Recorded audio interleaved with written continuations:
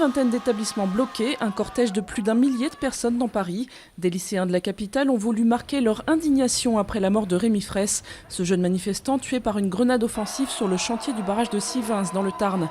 Le collectif Mouvement Interlutte Indépendant est à l'origine de cette mobilisation, non relayée par les organisations lycéennes. C'est la première grande manifestation contre le nouveau gouvernement de droite en Belgique. Plusieurs dizaines de milliers de personnes ont défilé à Bruxelles contre les mesures d'austérité. Face aux réformes économiques et sociales, la contre-offensive est déjà prête. Des grèves tournantes sont prévues dans les prochaines semaines, avant une grève générale le 15 décembre dans tout le royaume. 20 ans que l'Allemagne n'avait pas connu cela, alors qu'elle s'apprête à célébrer le 25e anniversaire de la chute du mur de Berlin. Les conducteurs de train de l'entreprise publique Deutsche Bahn sont en grève. Leur revendication, une hausse des salaires et une baisse du temps de travail. Un mouvement qui affecte des millions de passagers dans un pays peu habitué aux durs conflits sociaux.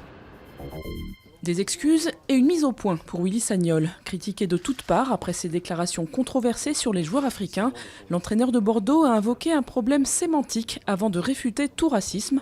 Plusieurs personnalités du monde du football, mais aussi le Parti socialiste et des associations antiracistes avaient condamné ses propos. On connaissait la maison en pain d'épices de Hansel et Gretel. À Londres, un artiste britannique a bâti une maison en cire. Ingénieurs, chimistes, architectes et 8000 briques de cire ont été nécessaires à sa fabrication, tout cela pour finalement y mettre le feu. Un hommage à une ancienne usine de bougies du quartier, mais aussi un bel exemple du paradoxe de l'art éphémère. Pour l'admirer, il faut faire vite. À la mi-novembre, il ne restera plus rien.